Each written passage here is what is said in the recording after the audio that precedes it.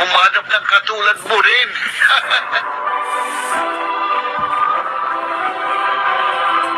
Handog ng DZRH ang tula and sa kanyang panahon. May mga taong salat na nga sa buhay ay waring salat din sa kaligayahan. Paano kaya nila dapat harapin ang malupit na biro ng buhay? Mga kaibigan, narito at ating pakinggan ang naging karanasan ni Michelle.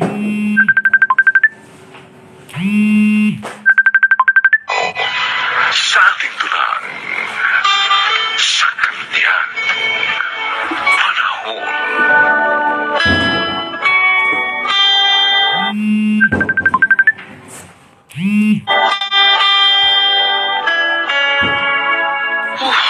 Tagal naman ng tricycle.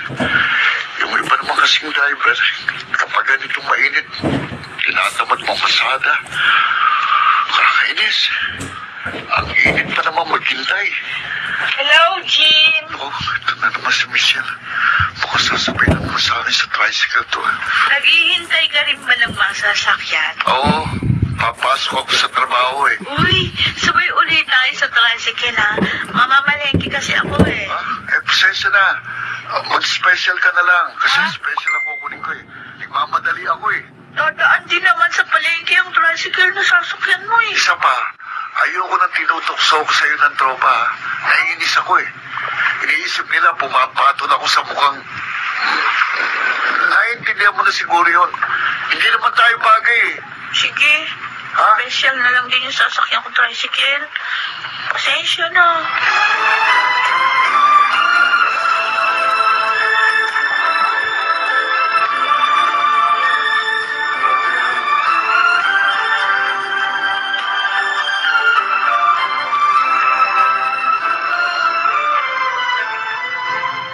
Sakit-sakit, Grace. Sa kanya ko pa narinig. Hindi kami bagay. Sumahan ka na nga. Huwag mong pag-aksayahan ng luha ang ganong lalaki. Gwapo nga. Saksakan naman ng pintasero. Kung bakit naman kasi siya pa ang nagustuhan. Mukha unggoy. Bakit kasi pinanganak pa akong ganito? Pambira ka naman, oh. Parang sinisisi mo pa ang Diyos sa kalagayan mo, ah. Ay, huwag kang ganyan. Naniniwala ako na may magandang dahilan ng Diyos, kaya ginawa ka niyang ganyan. Ano naman maganda doon? Itinakda niya. I'm sure meron yun. Dahil lahat ng tao ay may kani-kanyang takdang kapalaran. Tulad ko.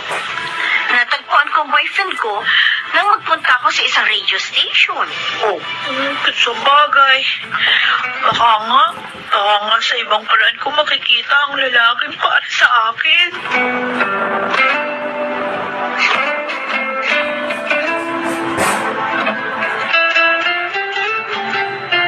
Elmo, halika na. Magmerienda na tayo habang mainit pa itong ginawa kong kakanin. Bakit tayo lang? Cora, nasa si Michelle? Ay, nako, umalis. Nakatodo makeup pa nga eh. Saan pupunta? Makikipagkita raw doon sa boyfriend niya sa Facebook. Oh, batang yun oh. Kung ano-anong paraan ang naiisip para magkanobyo. Nandiyan makipag-text me, ngayon naman sa Facebook. May delikado mga parang yan. Sinabihan ko naman siya mag-ingat. Kaya nga isinama niya si Grace. Alam mo, Elmo, naaawa ako sa anak natin. Siyempre, gusto rin niya maranasang ligawan at mahalin tulad ng ibang kadelegahan. Naaawa rin naman ako. Pero hindi naman natin alam kung kailan ang tamang panahon na itinakda para sa kanya. Kaya hindi siya dapat maging mapusok. 20 anyos pa lang naman siya.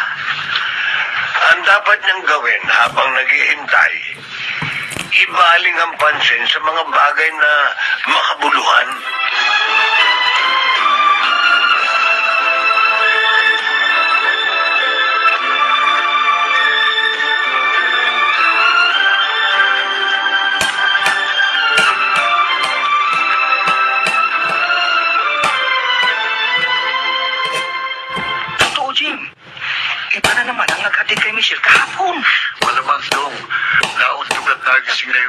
dating nag-aatid sa kanya. Kaya, iniwan na siya. Kaya iba na naman ang kasama niya. Ano pa? Walang lalaking makatatagal ng maging girlfriend ng ganito itsura. Mukhang unggoy. Sa bagay, kahit ako, hindi rin ako tatagal. Kita mo? Bakit kaya ganun ang itsura ni Michelle? Baka ipinaglisan ni Aling Cora sa isang unggoy. Tama na! Ay, Tigilan niyo na nga ako! Michelle? Wala na kayong may mapinigyan sa kundi ako. Eh, Wala naman akong ginagawa sa inyo, ah. Michelle, pasensya na, ha? Kasi naman, Michelle, huwag ka nang mangarap na magkaroon ng gwapong syota. Wala naman akong ginagawa sa inyo, ah. Michelle, pasensya na, ha? Kasi naman, Michelle, huwag ka nang mangarap na magkaroon ng gwapong syota. Rob, Dahil mapipigo ka lang. Ang dapat sa'yo, umanap ng katulad mo rin.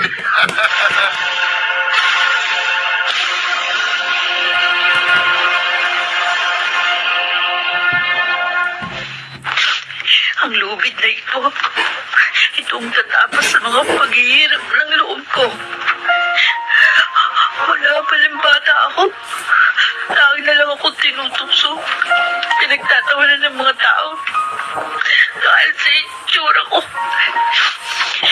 Wala rin magmahal sa akin. Kahit yung dalawang naging boyfriend ko sa Facebook. Iniiwan din ako. Nang makita itsura ko sa personal. Wala naman kasi. Ano ba? Ini-edit ko lang ang mga picture ko na pinupost ko doon. Hirap na ako.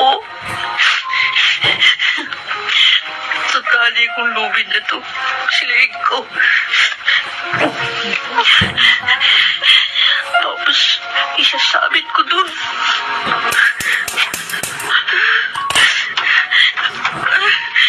Paalam, inay. Inay, patawarin niyo ako kung iiwan ko na kayo.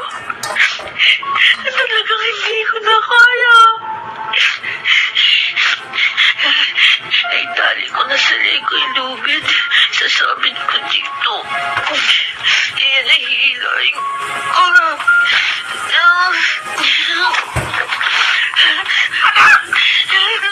Gagawin mo! Bakit na yan, lubid na yan? Bakit yung magpapakamatay, anak? Hindi mo na kami mahal ng tatay mo. Hirap na bulog ko. Pakiramdam ko, wala akong lugar dito sa mundo dahil sa panlalait sa akin ng tao. Mali ka, anak. Mali ka.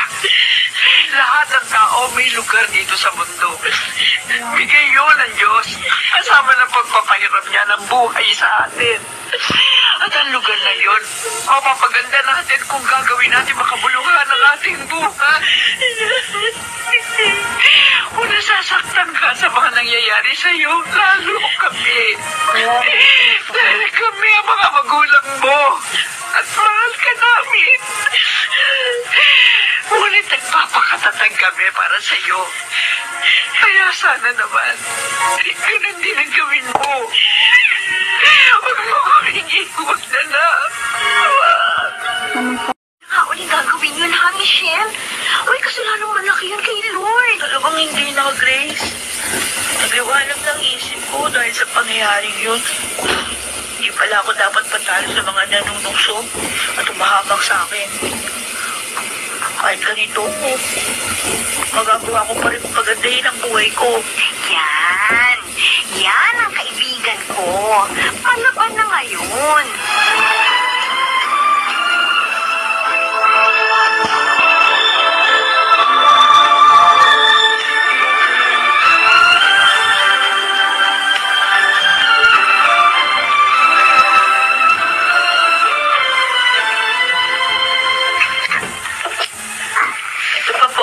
At ulam, Nay? Nay? Salamat, anak. Buti naman nagluto ka ng hapunan natin, Michelle. Natagalan kami ng nanay mo kinakapitan eh. Bakit po ba? Abay, yung kaibigan kasi ni Kapitan. Hinold up. Malapit dito sa lugar natin. Nahuli naman yung hold upper. Kaso, yung maliit na mga kaibigan ni Kapitan, hindi na namin sa hold up. Yung relo lang ang nakita. Sabi raw nung hold-upper, tinapon daw sa isang basurahan dito sa lugar natin. Kaya tinanong kami kung may nakuha kami sa basurahan natin. Na bag na kulay itim. Wala naman kami napulot. Nay, meron po ako napulot na ganung bag sa basurahan. Ha? Ilinis ko po yung kanina. Ano? Tapos nakita ko ang daming pera. Naku, Elmo, ano gagawin natin? Nay, gusto ko pong ibalik yun sa kaibigan ni Kapitan.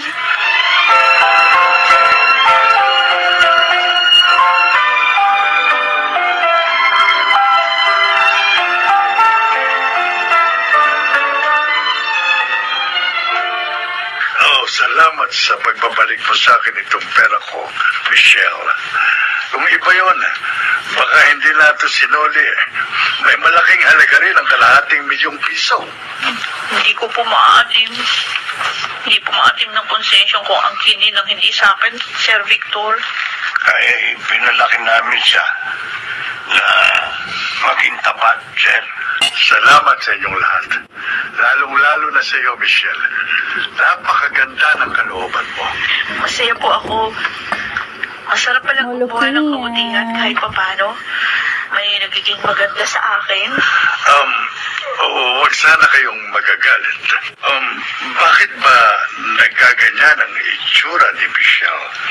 Sir, Unggoy, Hindi rin ho namin siya maipagamot dahil mahirap na ho kami. Kung papayag kayo, gusto kong tulungan si Michelle. Sir Victor? Dermatologist ang dalawang anak ko. At baka makatulong siya sa kanya. Talaga po. Naku, Sir. Maraming salamat po. Gusto ko po talagang magbagong itsura ko. Kung ganoon, isasama ko kayo sa Maynila.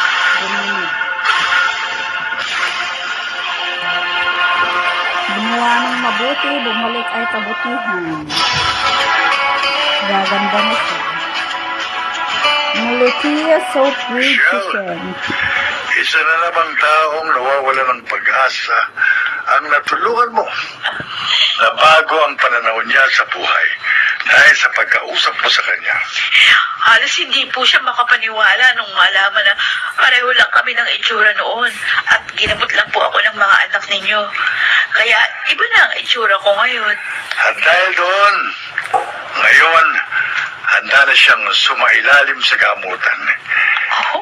Hindi talaga kami nagkamali, Michelle, sa pagkuha sa iyo bilang sekretary ng aming clinic.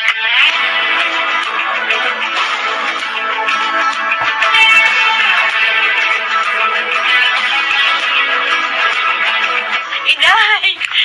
Michelle! Naku, anak! tinutoo mo talaga sinabi mong magbabakasyon ka rin sa atin. Opo, pinayagan naman po ako ni na Sir Victor at ng mga anak niya. Kaya nga, makakasama ko na po kayo ng Itay ng ilang araw. Nasaan nga po pala si Itay? May kumuha ng kakataying manok. Ay, Siya raw ang magluluto ng paborito mong tinolang manok. Anak, ibang-iba ka na talaga ngayon. Abay, wala na yung mga balahibo mo. Hindi ka na mukhang unggoy. sabi ko kayo. At ang pagbabago kong ito ay utang ko rin po sa inyo. Inawat niyo ko sa tangka kong pagpapakamatay. Pinaliwanagan. Kaya ngayon, nakamit ko po ang kaligayahan.